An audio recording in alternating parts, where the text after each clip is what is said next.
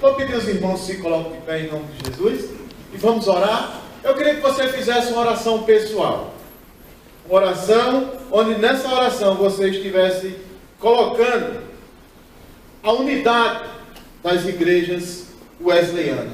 E aproveitar também você esteja orando pelos nossos irmãos em Cristo. Amém? Com suas cabeças, vamos orar nesse momento. Amado Pai, nessa manhã nós queremos te louvar, Senhor. Queremos te louvar, Senhor, porque tu tens sido aquele que tem nos conduzido a lugares distantes. Tu és aquele que tem sido a nossa provisão, nosso socorro, Senhor, na angústia. Nessa manhã, Senhor, teu povo se encontra aqui nesse lugar. Pessoas de diferentes locais e diferentes localidades. Pastores, reverendos, Senhor, bispos, Senhor Deus, que tem atribuições, Senhor, à frente das suas congregações.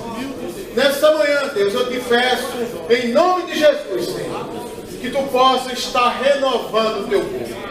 Senhor, nos ajuda, Pai, a caminharmos juntos, Senhor, para fazermos aquilo, Senhor, que tu tens nos ordenado. Ajuda-nos, Senhor Deus, dá-nos uma manhã, Senhor Deus, de paz, de bênção, Senhor. Prepara o nosso coração para aquilo, Senhor Deus, que vamos ouvir nesse lugar.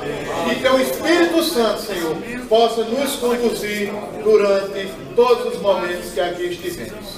Em teu nome, Senhor, nós te oramos e te agradecemos. Amém. Tudo certo?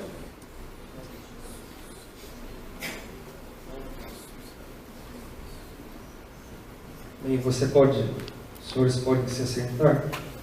Meu nome é Guilherme, eu sou pastor da Igreja Metodista em Sumaré. É uma honra estar organizando este evento junto com tantos pastores. Quero falar um pouco também sobre a palestra.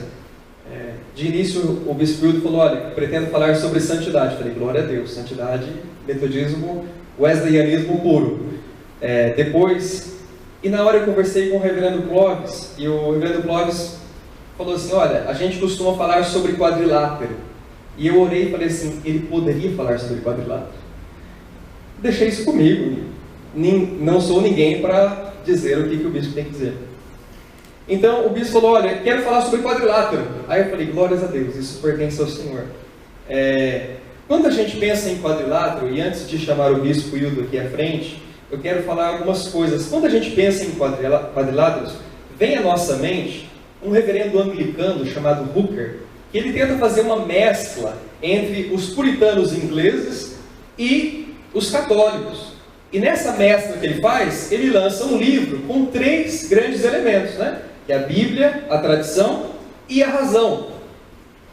E ele falava muito bem: olha, a Bíblia não é como os ortodoxos leem, então ele não acreditava na interpretação, na inspiração verbal plenária das Escrituras, mas acreditava na inspiração total, não plenária. E ele falava também sobre a razão, que não era uma razão platônica, mas era uma razão de compreender as Escrituras, e falava também sobre a tradição, que seria voltar aos pais da igreja nos primeiros concílios. E quando a gente vê o quadrilátero, que é do Altler, né, mesmo, o Wesley modifica todo esse negócio.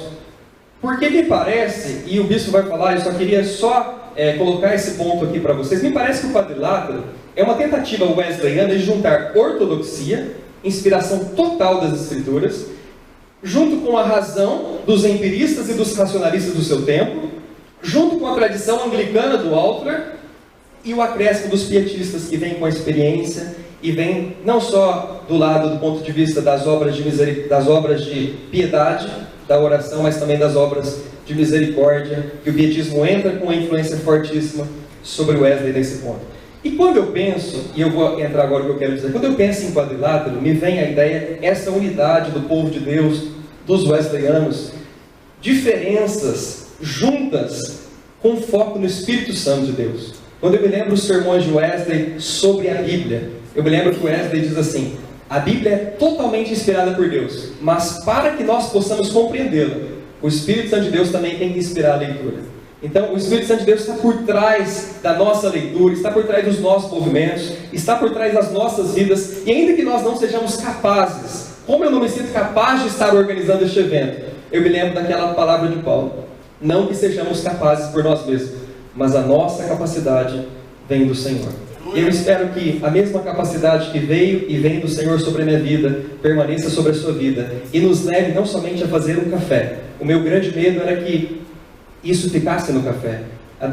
O nosso anseio não é falar, não é nos expor. O meu grande anseio, eu creio que é o seu grande anseio, é que os wesleyanos desta região se unam no compromisso evangelístico, se unam em oração, se unam clamando por um grande reavivamento. Nós cremos nisso e não temos vivido isso. Nós vivemos tempo de bagunça na igreja, vivemos tempo de modismos, de diversos métodos e coisas que não são metodismo, que não são verdadeiras coisas que são presas no Evangelho. Eu queria que esse momento servisse para todas as nossas igrejas, e essa é a minha oração, e esse é o motivo daquela proposta, e creio que o Espírito Santo está nesse meio.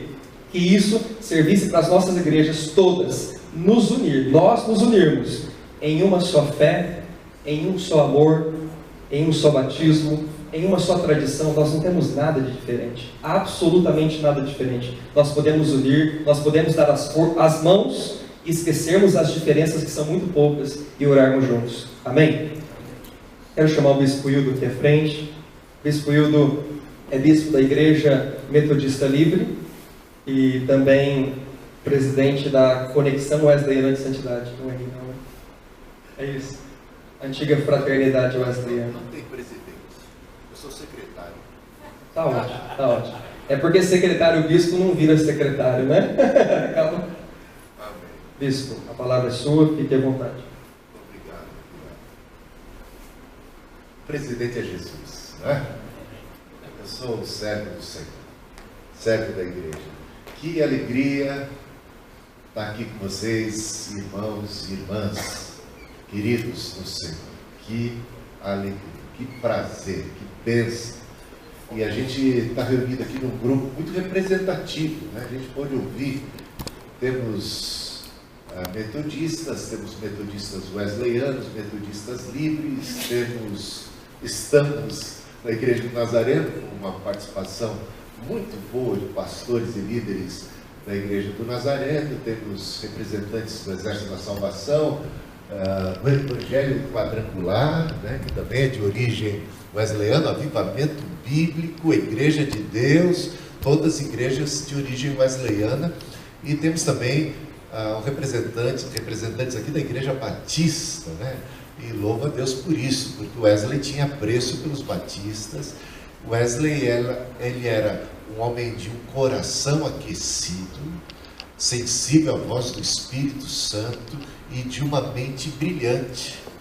E ele sabia examinar tudo, reter o que é bom. E dos batistas, o que ele considera de valor é que os batistas pregavam para os crentes, para converter crente, porque os batistas, essa é uma das coisas que a gente encontra nos batistas, porque reconheciam que nem todo aquele que é batizado, nem todo aquele que frequenta a igreja, nem todo aquele que tem, digamos assim, o seu nome no rol de membros de uma igreja é de fato convertido, né?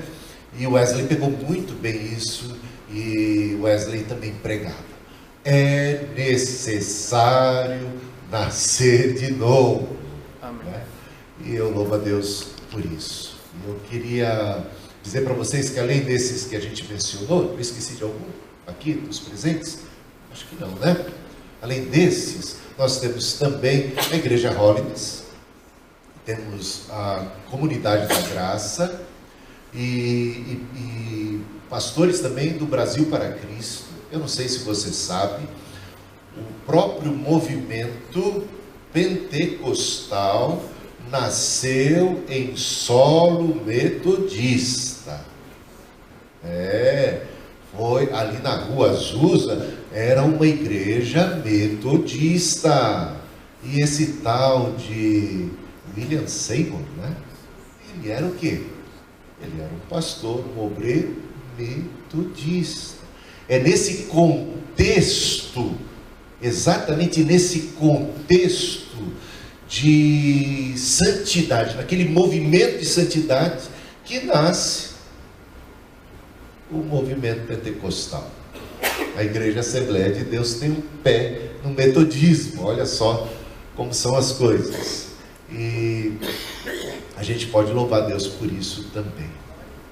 Porque nos dias de Wesley, o movimento avivalista, o avivamento estava entre os metodistas. A chama do Espírito queimava no coração daquele povo. E pegando um gancho aqui na mensagem do pastor Fernando, essa bela mensagem sobre a importância da gente guardar a nossa confissão, a gente sabe que uma ação, um dos frutos, um dos sinais de que realmente o Espírito de Deus está agindo entre nós, é que aqueles que são cheios do Espírito Santo perseveram na doutrina dos apóstolos. E nós temos um legado santo e belo em comum. E é tão lindo o que está acontecendo aqui nesta manhã, que é um reflexo do que o Senhor Jesus, pelo seu Espírito, está fazendo no mundo nos dias de hoje. Ele está promovendo a unidade da sua igreja. Essa foi a oração de Jesus, para que eles sejam um. E este é o meio através do qual o mundo será impactado. Porque a unidade, o entendimento, isto é obra do Espírito Santo de Deus. E a mensagem de santidade é a mensagem que o mundo mais precisa. E o Brasil em particular nos dias de hoje. Wesley tem algo muito precioso que ele trouxe para o contexto evangélico. Se tributamos a Lutero, Calvino, aos reformadores, o mérito de restaurar a mensagem da salvação pela graça, mediante a fé, a gente tem que lembrar que Wesley percebe que tanto Agostinho, como Lutero, como Calvino, Zwingli, eles super enfatizaram, eles até enfatizaram devidamente os efeitos danosos do pecado original, a depravação total, que leva à necessidade de um socorro. O homem não pode encontrar em si mesmo uma saída. O homem não pode em si mesmo cumprir satisfatoriamente os mandamentos. O homem está nesse sentido morto em seus delitos e pecados e depende única e tão somente da graça divina, portanto, pelos méritos de Cristo e não pelos nossos, que somos justificados. Mas Wesley entende que a obra de salvação vai muito além da justificação. E que o que Cristo veio trazer não era apenas a mudança de status, de pecador para salvo, de alguém que agora é chamado filho de Deus, mas que a obra que Cristo veio fazer é transformar, tornar a gente em filhos de Deus. Nos tornar filhos de Deus através de uma real participação na natureza divina. Receber não apenas o perdão dos nossos pecados, mas um novo coração. Sermos feitos novas criaturas, pelo poder do Espírito Santo. Então, a obra de santificação que começa com a regeneração, com o novo nascimento, que é um lavar regenerador do Espírito Santo que sobre nós, no momento de nossa salvação, é derramado abundantemente. É um grande batismo. A nossa redenção é uma redenção. Somos tirados do império das trevas e transportados para o reino do Filho do seu amor.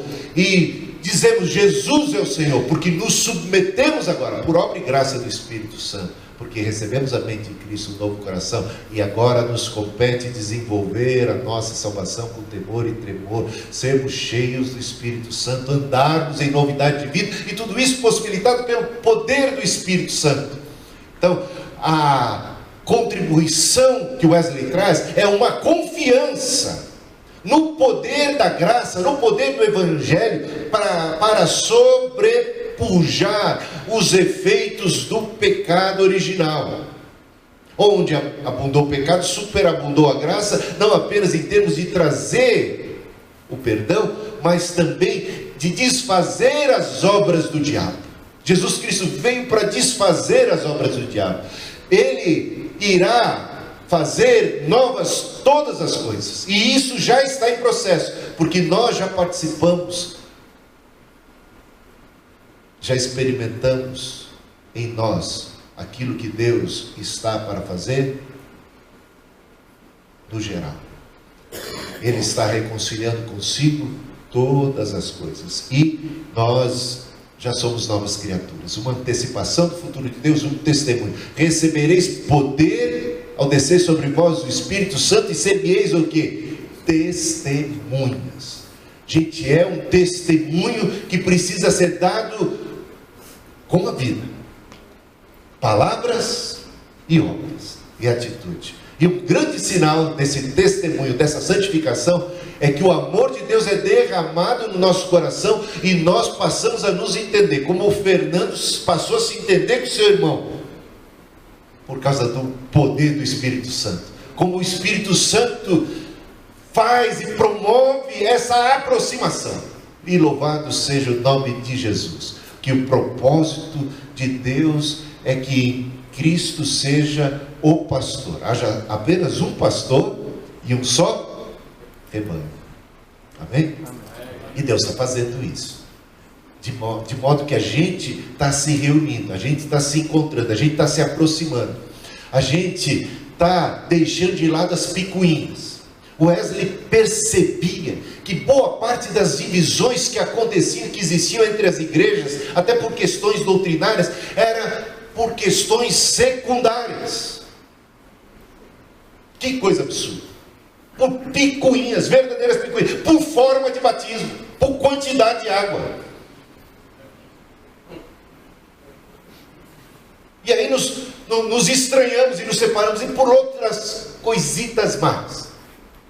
Mas, irmãos, é hora mais do que nunca de nós nos unirmos em torno do puro e santo Evangelho, da palavra de Deus, dessa proclamação. E a nossa unidade é mais cara do que qualquer outra coisa. Com isso nós não estamos querendo acabar com a igreja do Nazareno, nem com a igreja metodista, nem com a metodista livre. A gente entende que essas coiseiras aí que ainda existem entre nós, essas instituições, bom, isso não é algo que deva ser motivo de nossa separação. Se o seu coração é igual ao meu, dá minha mão e meu irmão será. Amém. Não é?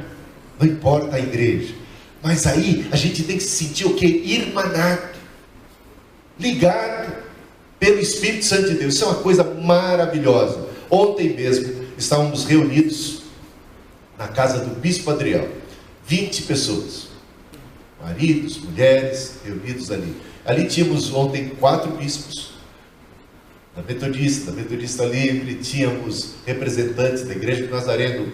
O pastor Fernando e sua esposa Patrícia saíram de Campinas e foram estar conosco, passaram a tarde. Gente do Brasil para Cristo, gente, pastores e líderes da Holidays. Então, você vê o que Deus está fazendo. E a gente está se gostando, a gente gosta de estar junto. O Bispo Adel esteve pregando no retiro de pastores esse final de semana. Eu constantemente estou aí nas igrejas do Nazareno, do Exército de Salvação, da Metodista Wesleyana. Gente, a gente está começando a se entrosar. E sabe o que é lindo? É que quando o Espírito está agindo, a gente não fica mais disputando. A gente não acha que está num time diferente. A gente fica orando e torcendo pelos nossos irmãos e irmãs. Amém. A gente abençoa eles. Amém. Eles têm um papel a cumprir. Nós estamos com Ele. E importa que a igreja cresça, importa que o Evangelho seja pregado, vivido, experimentado e que possamos dar um bom testemunho de Cristo. Vamos falar do quadrilátero wesleyano, então, que essa é a proposta? Quadrilátero wesleyano. Quando se fala de quadrilátero, já dá uma má impressão, né? O negócio meio quadrado assim, a gente não gosta muito não, né? Quadradão. E na verdade, Wesley nunca usou essa expressão quadrilátero. Isso vem de Albert Outler, como já foi mencionado aqui pelo Guilherme, que podia muito bem dar essa palestra. Guilherme, você estava mandando muito bem. Então, na verdade, percebeu-se que Wesley levava a tradição em consideração na hora de fazer teologia, na hora de estudar a Bíblia. Ele entendia, até como anglicano que era, né, que a tradição, ela faz parte. A gente não está lendo a Bíblia sozinho, gente.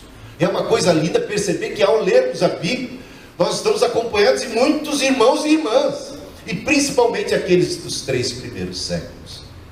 E não seria interessante observar como é que aqueles que estavam muito mais próximos da igreja primitiva, como é que eles interpretaram esse texto que nós estamos lendo, considerar isso, e procurar até compreender as Escrituras à luz de toda uma sabedoria da igreja.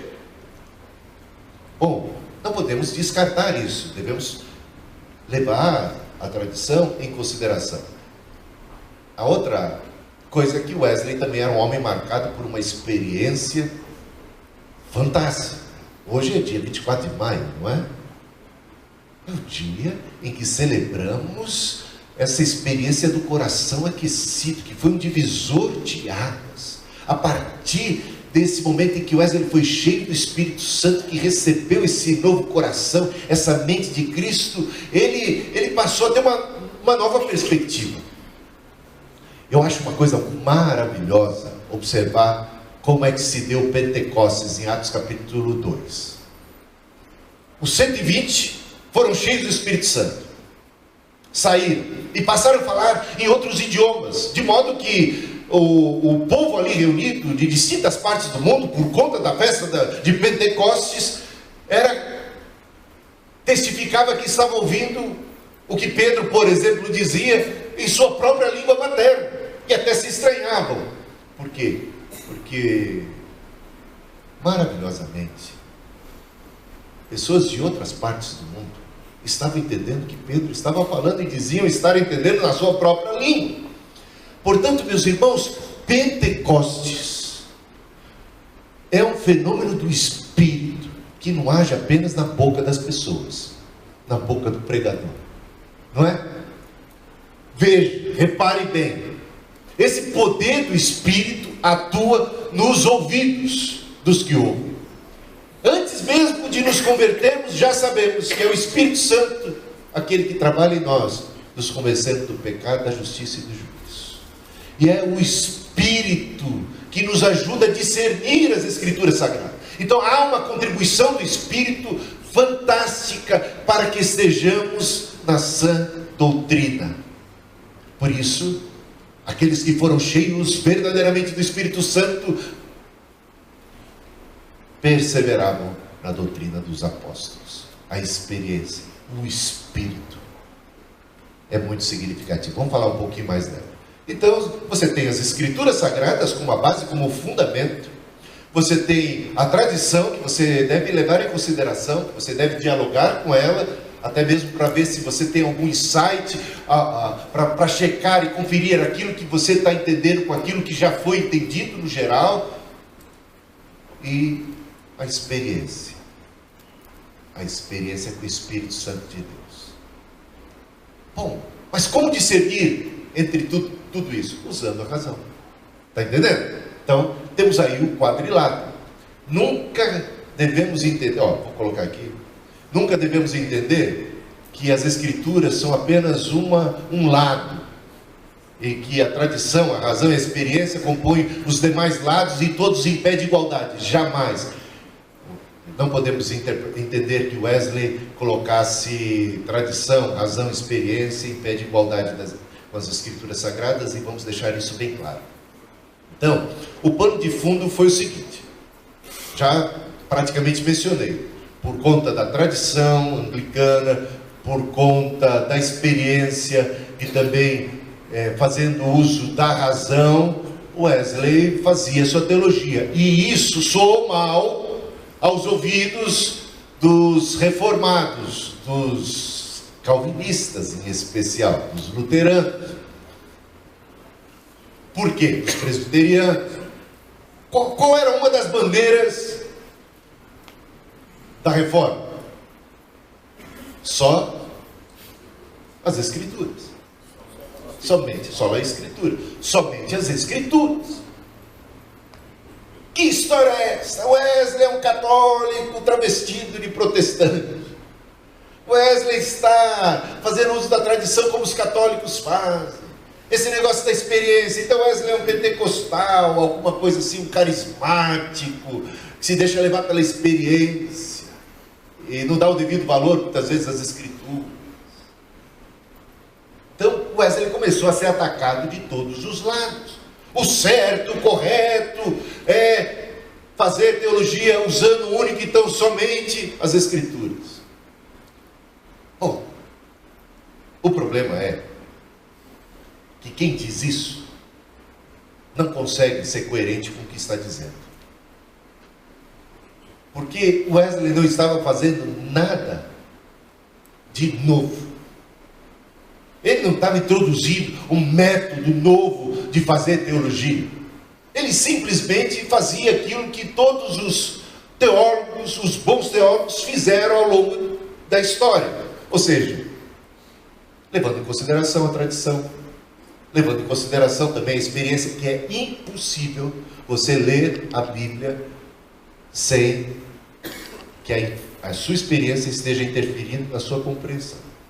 Então, ter consciência de que isso faz parte e fazer uso da razão é óbvio, da lógica. É óbvio que isso acontece. Bom, mas e Lutero? Será que o Lutero não fez uso da tradição, por exemplo?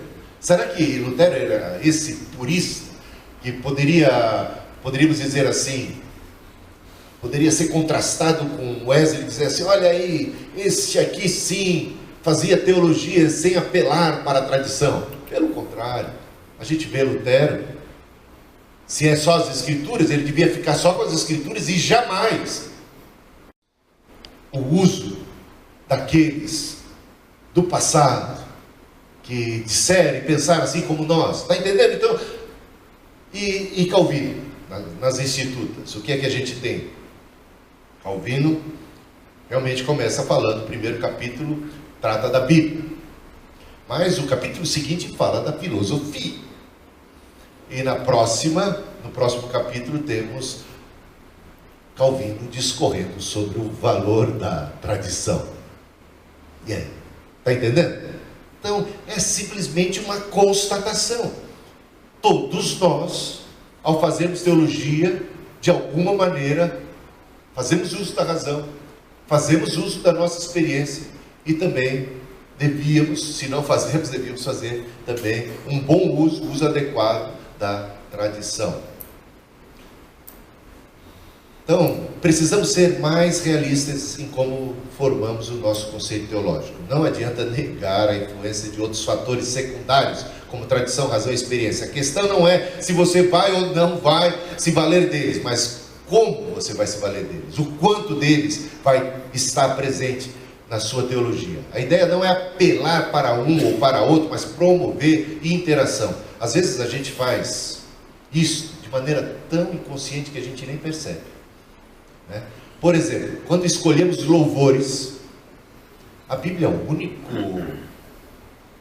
a única referência para a seleção de louvores do culto? Ou a gente se preocupa? Olha, temos que escolher algum cântico que agrade aos mais idosos. Olha, esses cânticos aqui são apropriados para os mais jovens. Olha, esse estilo musical aqui seria melhor para o público-alvo tal. Está entendendo? Há uma série de coisas que nós consideramos. Simplesmente na hora de escolher cânticos, fazermos a liturgia do culto. Então foi o Albert Outler, aquele que criou a terminologia do quadrilátero wesleyano.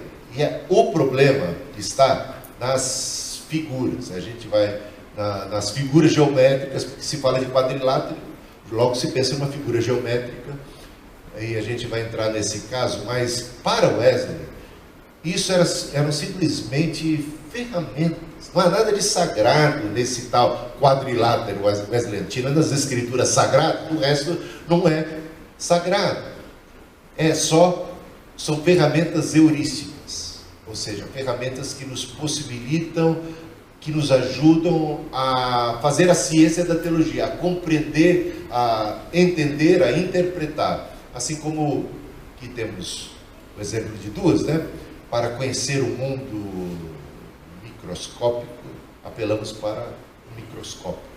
E também para as estrelas, temos um telescópio. E assim sucessivamente. São ferramentas para nos ajudar. A gente vai começar falando das Escrituras agora. Wesley era o homem de um livro só. Para Wesley, as Escrituras são a base, o fundamento, o ponto de partida de toda a teologia e também o crivo final. Então começa-se, tem-se as Escrituras por base e considera-se a tradição, considera-se a experiência, fazemos uso da razão, mas tudo isso de maneira muito balanceada, e tudo isso tem que voltar e passar pelo crivo final das Escrituras Sagradas. Veja a frase de Wesley: o próprio Deus se dignou mostrar o caminho. Para este fim definido, desceu ele do céu. Ele o escreveu no livro. Ó, dai-me este livro, qualquer que seja o preço. Dai-me o livro de Deus. Ei-lo, eis aqui o conhecimento suficiente para mim, que eu possa ser homo unius libri, homem de um livro só. Esse é o Wesley. Tal era a sua consideração pelas Escrituras Sagradas. Sobre a tradição, a gente já tem falado um pouco. Wesley afirmou o seguinte: as Escrituras são a regra completa da fé e prática, e são claras em todos os pontos necessários, e contudo a sua clareza não prova que elas não precisam ser explicadas, nem significa a sua clareza que elas não precisam ser postas em vigor. Valorizar os escritos dos primeiros 3 séculos não impede igualdade com as Escrituras, mas em combinação com elas jamais levou ninguém a erros perigosos, nem provavelmente jamais levará. E sobre a experiência? Na tradição anglicana, Wesley aprendeu que a leitura das Escrituras está intimamente relacionada ao raciocínio e à tradição. A esses 3 elementos, ele acrescentou um quarto, a experiência final. No dia 24 de maio de 1738, ele teve essa experiência com o Espírito Santo, que transformou a sua vida. O seu irmão, Charles Wesley, ele escreveu o seguinte: aquilo que o seu Espírito escrever em mim, tem que condizer com a Escritura. Portanto, uma abertura para a ação do Espírito, para a experiência com o Espírito Santo, mas sempre submetida a tal experiência, a tal voz do Espírito, ao crivo final das Escrituras Sagradas. Então, a experiência no seu devido lugar, a tradição também no seu devido lugar, e a razão também, mas toda a primazia dada às Escrituras Sagradas. O valor da experiência. Wesley cria firmemente na religião do coração, pois alguém pode afirmar todos os credos e crer em todas as doutrinas certas e ainda assim estar espiritualmente morto.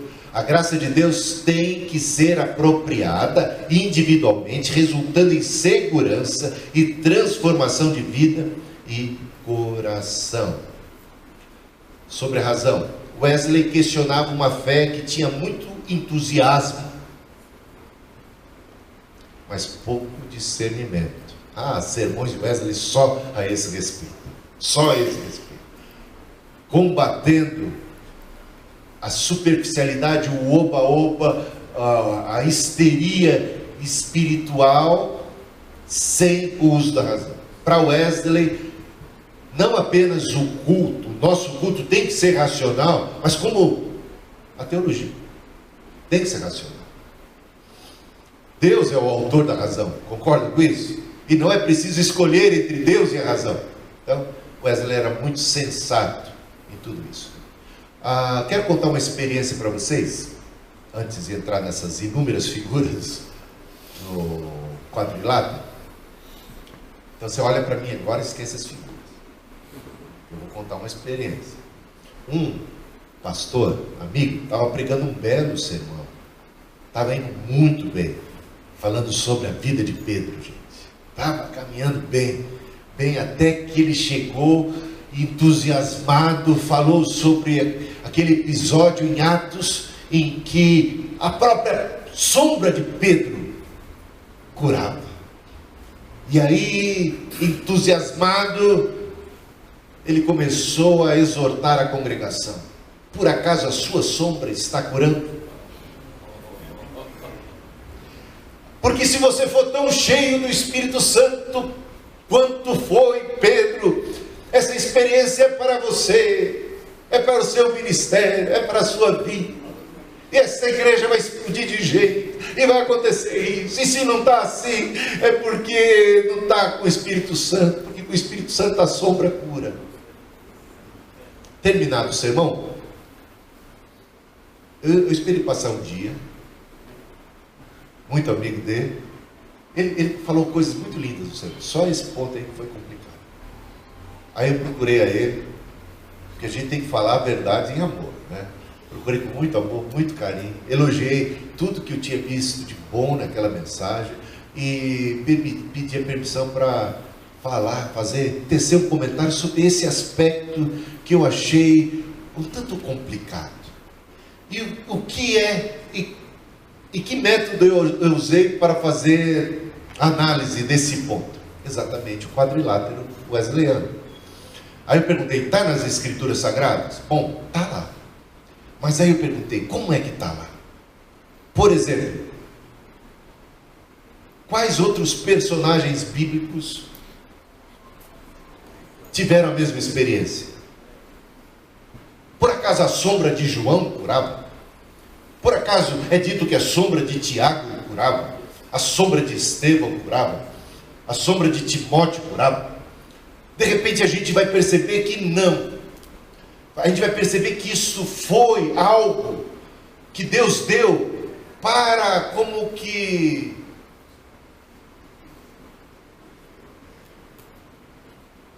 fortalecer a posição de Pedro como o apóstolo para os judeus.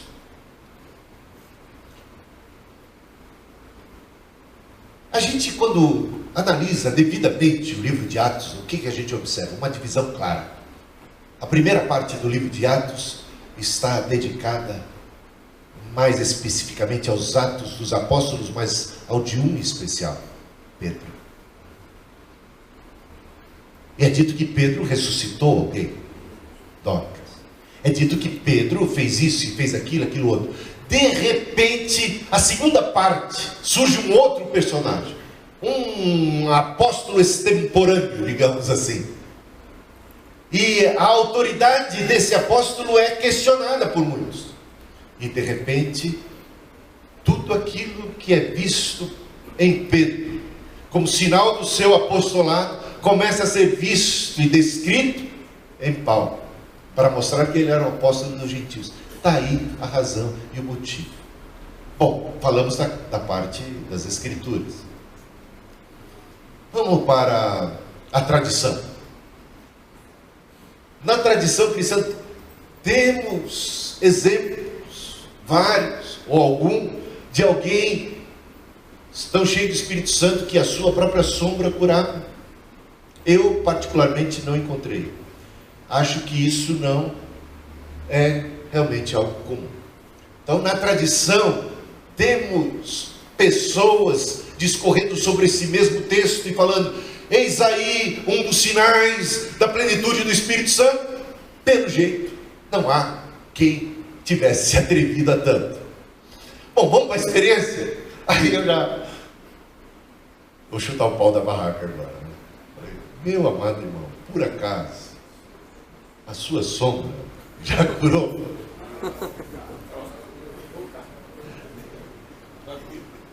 Se esta não é nem sequer a sua experiência, nem a minha e nem a de seus colegas, de ninguém ao seu redor, se você nunca viu isso na prática, se isso não pode ser constatado na tradição, se isso mesmo dentro das Escrituras precisa ser lido devidamente para a gente perceber o que é que está querendo ser comunicado ali, por que é que você entristeceu todo mundo da igreja, colocando esse peso? Se você não tem esse sinal, você não tem a plenitude do Espírito Santo.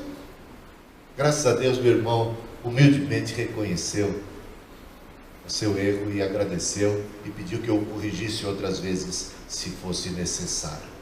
Mas está percebendo como que você faz uso do quadrilátero numa questão dessa? Simples. Então a experiência também sendo colocada, trazida à baila, para a gente ver como é que é isso realmente, tá bom? Então, existem inúmeras figuras, mas pelo próprio nome, quadrilátero, que o Albert Outler, realmente ele não gostou do próprio quadrilátero. Ele quis depois usar um outro nome que era fortaleza wesleyana, porque a ideia não era algo geométrico, porque quando a gente coloca algo geométrico assim, fica um pouco complicado, porque parece a razão está no mesmo pé de igualdade das demais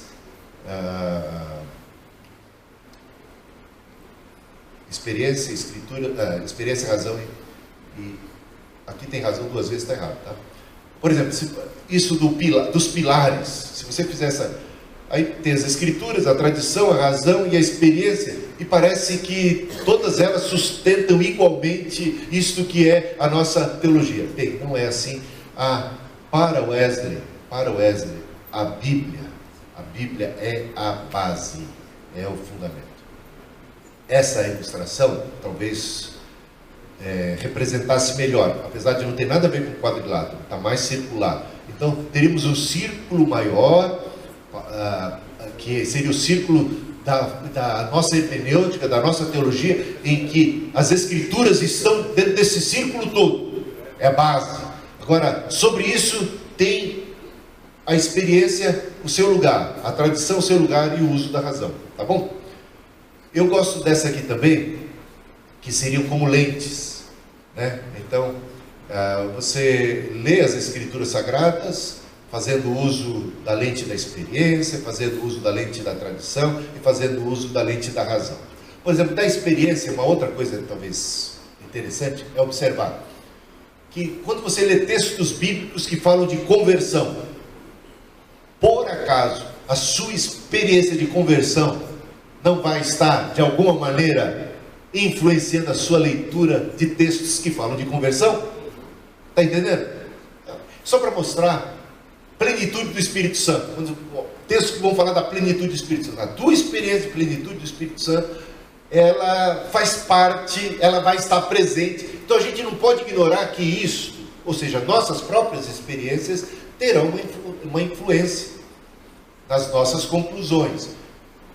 Precisamos saber fazer com que tenha a influência devida, apropriada. E ignorar isso, às vezes é mais perigoso. Ignorar isso é, às vezes, sem perceber, deixar que a experiência seja fator determinante. E empurre para o texto aquilo que está em nós. Então, é uma exegese. É trazer para o texto algo nosso, não é uma exegese. Aqui, a teologia wesleyana comparada com a teologia liberal, vamos ver se isso aqui funciona, mostra o seguinte: é como numa pirâmide, cuja base seriam, para a teologia wesleyana, as escrituras sagradas, depois a razão, depois a tradição, e lá a experiência, por último. Então, mostrando que um valor grande fundamental é dado às Escrituras Sagradas, depois seguido pela razão, através da qual nós vamos compreender as Escrituras, fazendo uso da tradição, através da qual muitos já compreenderam, principalmente os teólogos, os líderes dos 3 primeiros séculos, e a experiência também tem o seu lugar. Já na teologia liberal, eles têm a experiência ou a razão na base, no fundamento, depois tradição e, por último, as Escrituras. Que eles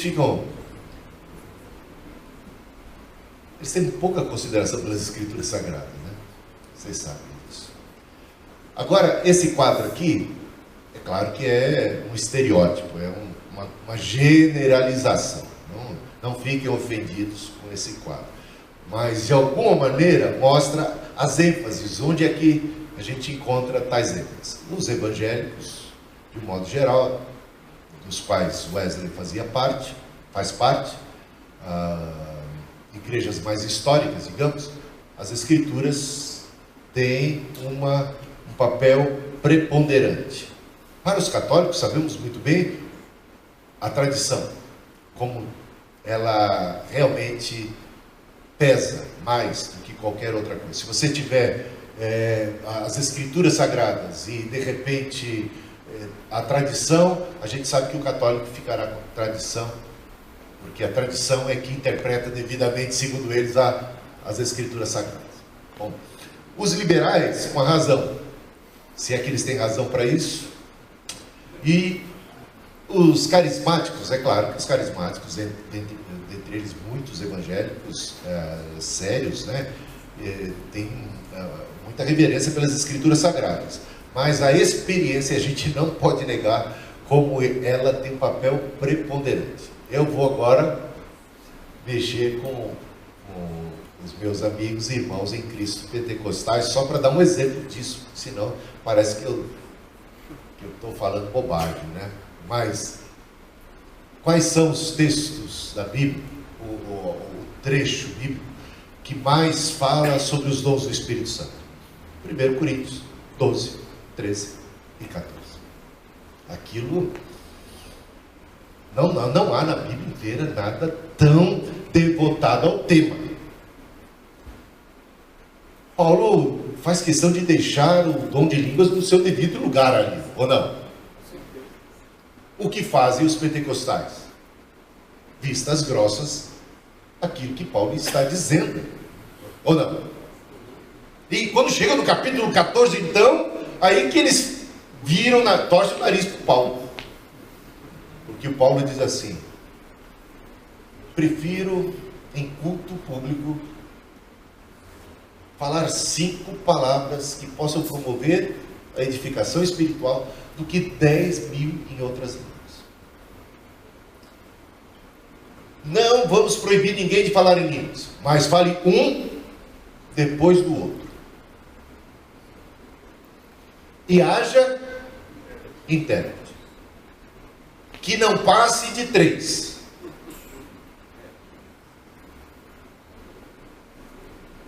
Se não tem interpretação, que se cale.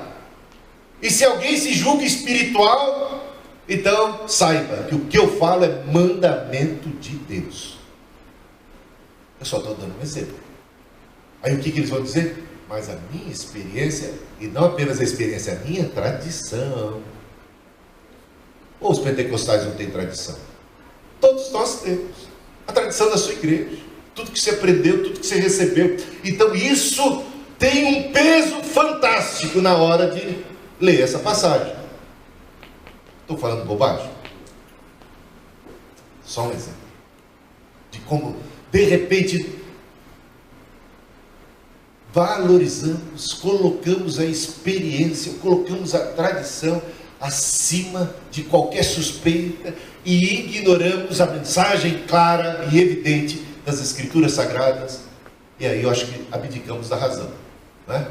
Bom, com todo respeito e amor, agora poderíamos falar dos evangélicos tradicionais que ignoram, né, os dons do Espírito Santo, que dizem que isso ficou só para o primeiro século e outra coisa. Eu posso também pegar do outro lado, se quiser, mas não é esse o propósito, é só dar exemplo. Aqui no Brasil, teólogos metodistas principalmente, eles observaram que existe um outro elemento a ser devidamente considerado na teologia de Wesley. Era o valor que Wesley dava à teologia da criação, ao tema da criação. E a gente vai falar um pouquinho rapidamente sobre isso, só para ver se faz sentido ou não. Wesley realmente parece perceber como ninguém até então o valor da criação de Deus. Todas as coisas materiais foram criadas por Deus. Deus está em Cristo promovendo a restauração de tudo. Essa teologia que tem esse apreço pela criação como obra de Deus e que entende que o Evangelho abarca a criação como um todo, porque, como diz o apóstolo Paulo, a criação até o presente data um só tempo geme e suporta angústias até agora, esperando a manifestação dos filhos de Deus, que se dará por ocasião da segunda vinda de Cristo, onde o corpo físico dos que morreram em Cristo, esse corpo criado, veja a valorização da criação, ele será restaurado, ele será ressuscitado, e ele se revestirá de uma incorruptibilidade, mas o DNA, esse pó, essa matéria da qual somos formados, tem valor na nossa teologia, tem valor. A doutrina da ressurreição prova isso. E aí entende-se que a criação participará da redenção dos filhos de Deus. Portanto, quando se diz que os elementos ardendo em fogo serão queimados e dissipados, não precisamos entender isso como uma extirpação total, mas é como fogo do Espírito Santo em nós. É como se o universo inteiro passasse por essa metamorfose, passasse por esse fogo, por essa purificação, que é para restauração, porque o que se vê na sequência é um novo céu, é uma nova terra. Está entendendo? Então é como se houvesse uma ressurreição, uma restauração. É claro que numa dimensão celestial tudo mais, do caráter indestrutível, celestial, mas a semente de tudo isso é o que existe. Por isso valorizamos tudo que existe. Esse apreço e essa consciência é muito importante, muito significativo. Tal é, então torna-se o cristão cheio do Espírito Santo alguém muito preocupado em desfazer as obras do diabo em todas as suas instâncias,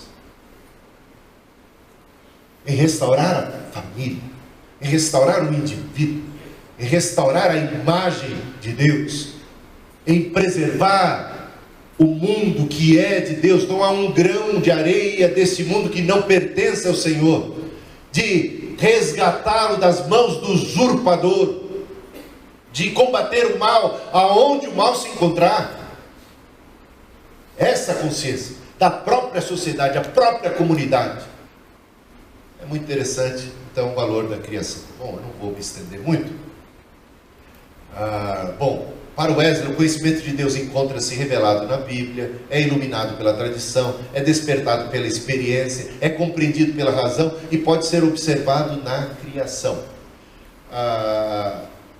Isso não significa que Wesley desse à criação ou à revelação geral um status autônomo como promotora autônoma de conhecimento de Deus suficientemente clara e evidente para que possamos a partir dela, única e tão somente, fazer teologia. Não, Wesley sempre tem a consideração pelas Escrituras Sagradas, pela revelação específica como a base e o fundamento. Mas a partir da revelação específica podemos observar a natureza, a criação e ver o que de Deus podemos aprender dela. Porque deixado o homem à mercê, à luz da revelação geral, embora haja comunicação de Deus no mundo criado, em tudo que há, mas ela não é suficiente para que o homem, a partir dela, possa conceber devidamente, fazer teologia, conhecer a Deus. Então, a história da humanidade prova, estudos antropológicos vão demonstrar que o homem, a partir da criação única e tão somente, não chega sequer à concepção de um Deus único, do monoteísmo. Normalmente o que se vê são conceitos politeístas, ou animistas, ou coisa que o valha, desta natureza. E é só com a revelação específica, somente as religiões de origem abrâmica, baseadas ali em Abraão, são monoteístas, só para começar a conversa. O judaísmo, o cristianismo e o islamismo. E pensar em Cristo e Evangelho, em Jesus como a exata expressão de Deus Pai, então, inimaginável, apenas fazendo uso da razão. Portanto, o Wesley não fazia teologia natural. Podemos entender um quadro assim, dessa seguinte maneira: as Escrituras sempre no centro, sempre abarcando tudo, ou como fundamento, como a base. Fazemos uso da razão, da experiência, da tradição e da criação para fazermos teologia. Então, Wesley não era adepto da teologia natural. Aí eu entraria num campo que talvez não tenhamos tempo agora. Eu já falei de en passant, mas ele não fazia, realmente não era adepto da teologia natural. A teologia de Wesley nunca era especulativa, nunca era filosófica, né? Era sempre bíblica. Quando se fala da criação e da revelação geral, é sempre como um adendo, como mais um fator de contribuição e nunca como ponto de partida para o conhecimento de Deus. Wesley então usa não o método da analogia do ser, porque ele não entende que Deus esteja imanente na criação, de modo que a gente possa estudar a criação como um cientista, como um filósofo, e chegar ao conhecimento verdadeiro de Deus a partir do que é, como se Deus estivesse tão imanente, tão presente. Aí entraríamos para falar um pouquinho sobre teologia do processo, que seria, eu vou só resumir a ideia, se você tem um conceito muito imanentista, que Deus está presente na criação, Deus está como que infundido em toda a sua criação, como se a criação fosse o corpo de Deus, e Deus está se revelando através de tudo que há e de tudo que existe, vai chegar à conclusão, por exemplo, Santo Tomás de Aquino, mais ortodoxo, que fazia teologia natural, ele vai chegar à conclusão de que Deus é impassível, porque o mundo dele era muito calmo e sossegado. Ele também, baseado na filosofia grega e no conceito de perfeição grego, que não é o conceito de perfeição que Wesley tem. Ele tem um conceito de perfeição bíblico e não grego. É diferente. O conceito grego de perfeição é algo que não pode ser melhorado jamais. Não há crescimento. Então, fica tudo muito estático. A partir desses conceitos filosóficos, a partir da constatação de um universo mais fixo, das coisas muito mais estáveis, chega Tomás de Aquino à conclusão de que Deus é imutável, de que Deus é impassível. O que significa impassível? Que é reflexo de ser imutável. Que ele não tem paixões, sentimentos, variações alguma nos seus sentimentos. Então Deus não ama. Diz Tomás de Aquino que Deus ama no sentido que ele deseja boas coisas para alguém. Mas se alguém tropeça, cai e se esborracha, Deus não fica nem um pouco machucado com isso. Não é atingido. Não tem compaixão. Isso é tudo linguagem antropomórfica. Nós temos que tirar todas essas expressões antropomórficas para entender a coisa de maneira muito mais filosófica. Deus é perfeito, infinito. Então Deus é definido sempre em termos da negação de todas as imperfeições humanas. Mas se isso era o contexto científico, histórico, filosófico de Tomás de Aquino, e a partir disso ele chega a essas conclusões, você vai entrar no século XX, com tanta revolução conceitual, científica. Então tem o darwinismo. No mundo da biologia, então, o que se percebe, de acordo com a ciência, que nada está pronto, está tudo a caminho, está tudo em aprimoramento, está tudo em evolução. Você vai para o mundo da física, então está tudo se movimentando, o átomo está cheio de movimento, os elétrons, o universo em expansão. Então você começa a ver tudo isso em movimento, em ebulição, tanta tecnologia, tantos avanços, tantos progressos, e a conclusão dele, Whitehead, faz a sua metafísica, e na sua metafísica ele chega à conclusão de que Deus não é uma exceção à regra. Se tudo está assim, em evolução, Deus também está evoluindo. Teologia do processo. Pierre Teilhard de Chardin e tantos outros. Muito difundida entre universitários. Jô Soares falava dela outro dia com um apreço fantástico. Então, teologia natural. Wesley jamais fez teologia natural. Jamais teve a sua concepção teológica baseada, tendo como ponto de partida a filosofia, a ciência, a psicologia, o conhecimento científico. Não, as Escrituras Sagradas.